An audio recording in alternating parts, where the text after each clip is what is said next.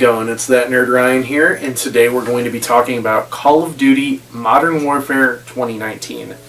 So, I did not do the multiplayer on this, nor did I do Spec Ops. I will get to why in a minute. But we will cover the campaign today, as well as the gameplay and like controls and stuff like that. But this game does have a lot of issues. While the story is very fun and enjoyable, there's almost a point to where this game is unplayable. So it took me about 3 days to figure out how to actually play the campaign or do anything in this game. So for whatever reason, Activision thought it was a smart idea that, you know what, I'm just going to rant on this. I remember when I was a kid, all you had to do was put in the game into your system and you could automatically play it. No DLC, no downloading, nothing like that. No, I sound like an old timer, but this game broke me in that sense. So I spent 4 hours downloading Call of Duty Modern Warfare 2019 from the disc onto the system. Took about 4 hours. Then usually when I buy a game, I'll download it right away, so that way when I get to it, I don't have to worry about downloading more. So I put the game in, did that, went back to, I think I got this around the time that we were playing the original Modern Warfare for the review. I got to it after doing Black Ops 4 for you guys. I moved on to this game. I opened it, and the first thing I hear is, "We're gonna have some fun." And I was like, okay, that sounded weird. But constantly hearing any movement on the home screen, "We're gonna have some fun," gets annoying really fast. And then I go to the campaign where it says, "Not installed." Okay, I thought I installed the game, what's going on? So then I open it and it says you have to install all these packages to play. Now again, I thought I spent 4 hours installing the game already. Why am I installing more? So, spent 4 hours downloading just the campaign. Once that was done, I actually went and played Spider-Man 2 while doing this. I haven't beaten it yet because I finally got this to work. So I let it run overnight, stuff like that. Then it said, installment issue. Please uninstall and reinstall. So then the next day I spent another 4 hours trying to get the campaign to work. And then again, it said install issue. So then I Googled it at 1 in the morning what was going on. And the first thing on Reddit said that the game is unplayable. You cannot play it anymore due to Warzone ending. And I know like Warzone is done, it's Warzone 2 now. I Googled how to play the campaign. That there's an install issue with the campaign. And that's what it said. So I posted a video that was supposed to be released as this video is released. A short giving this game basically a 1 or a 0 out of 10. I can't remember because it was 1 in the morning. Because it's unplayable. And I figured I'd give it one more try the next day. So I did a little YouTube Googling and watched a video that you have to basically do a backdoors way after spending 4 hours of downloading it again to download it correctly for 4 hours.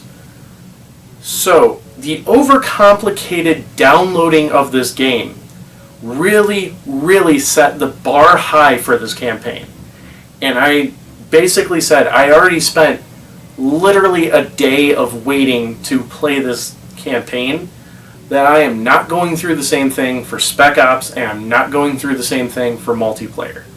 We are not doing that for this game solely for the fact that so much time was wasted to play a 4-hour campaign that I don't even care about the multiplayer or the Spec Ops. When the game ended and said the story continues in Spec Ops, I went, okay, fine, I guess that means that we're not finishing the story, because I am not sitting through that much time again. Time to move on to Cold War. And I know Cold War does something similar, but you know what? I got it working on Cold War already. So I'm not going to complain about that. Okay, rant over. Now let's get to the actual campaign. So, this, I will say, this is a very visually stunning campaign. This is on, I was watching somebody else review this. It's on a brand new engine at the time. I feel like it's the same engine as World War II, though. I could be wrong. Don't quote me on that. But it looks phenomenal. There is one kind of small nitpick issue that I have with it, which we'll get to when we talk about characters. But it just, I mean, beautiful, seamless cutscenes. Some of the cutscenes transition from gameplay by literally you see the character and then the camera kind of goes like this, and then you're in the game. The gun game's amazing and everything like that, and it's really a small cast of characters. Of course, you have Captain Price.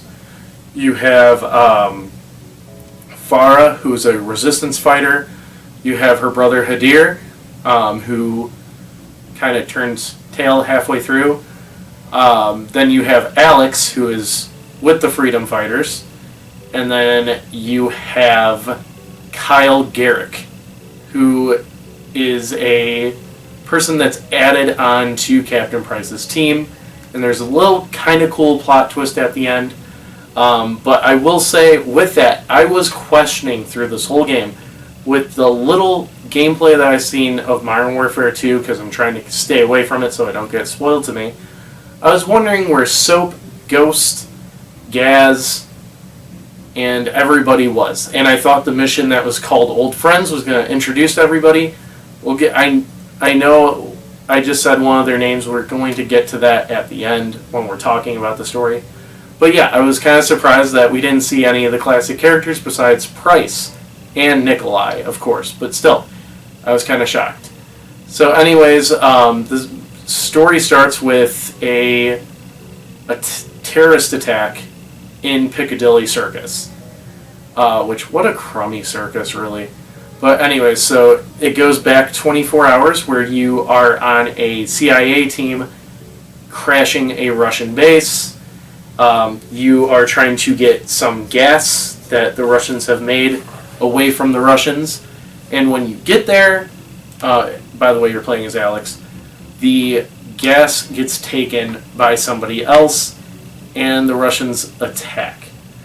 You're kind of left behind as your team's killed, and then picked up by the resistance of Uzbekistan, I think it was, which is not a real place, but it's for, not offending anybody. You were then thrown into that scenario with Piccadilly Circus, where you're introduced as Kyle Garrick. In between a cutscene, Captain Price was called in to kind of help the situation. So Kyle and Price team up. Price kind of becomes a mentor to Kyle. And during this, Alex is helping the Freedom Fighters fight. We get more backstory about the main villain here, which is Bakarev. He's a general in the Russian army. You also get Farah's backstory and everything like that. Get some cool sniper scenes, and then you actually get to play as a young Farah. And it's actually during the Russian invasion, and it's honestly a very hard mission and very kind of screwed up mission. You have to hide from Russian soldiers, have to learn how to defend yourself, and the gameplay is different. Like, there's a point where you get a pistol, and because you're a child, the backlash of it is too much for you, so if you take a shot, it takes about a good 10 seconds to be ready to take another shot, which I thought was a very nice effect. It's not like you just picked up a gun and you're like, okay, at age 4, or however old Farah was. But yeah, so you get to see her origin, and then basically it all leads up to hunting down Bakaroff and going to the gas making place, the gas lab.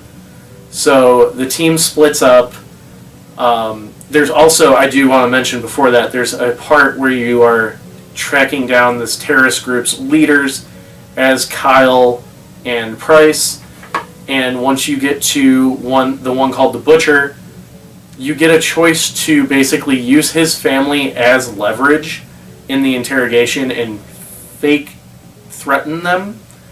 And then once you throw your bluff, you can still kill the guy in front of his family, which I thought was very messed up. I did it anyways. And I wasted the whole clip on the guy. But yeah, so anyways, you go and track him down. Alex ends up dying and destroying the gas. Kyle and Price make it out. Farah separates, but she's able to kill Bakaroff. And we get a semi-post-credit scene, which takes place before the credits anyways, of Price basically making the Task Force 141 and kind of treating it like the Avengers. And it turns out that Kyle Garrick's nickname is Gaz. So you were playing as Gaz the whole time. Then they also introduce Soap and Ghost, and everybody else is classified. That's how they end the game. So the story is really fun and really entertaining. Using this engine really helped, obviously. I did want to say my main gripe is like with the engine and everything and how they make Price. For whatever reason, half the time when Price is talking, he does this like face that makes it look like he farted like really bad and was like, "You smell that? You smell that?"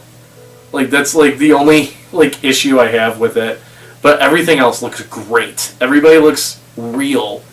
It doesn't feel video gamey. It feels cinematic, which I thought was great. And this one actually, speaking of cinematic, this is more down to earth and realistic than the original Modern Warfare, where it was like going to a Michael Bay movie. This was like going to see Hurt Locker or something like that, where it was a lot more realistic than, oh, we're going to have 72 jets and you just have to blow them up with this shotgun sort of thing. It was like, no, there's going to be helicopters coming at you, but you have to use strategic kill streaks to take care of them. But yeah, so I really enjoyed this one. Obviously, next up is going to be Cold War. I'm kind of excited for that. And my light's dying, which means that it's basically my Oscar playoff thing. So I hope you guys enjoyed the video. Be sure to leave a like, comment, subscribe, ring that bell, and follow me on all my social media down below. It's That Nerd Ryan.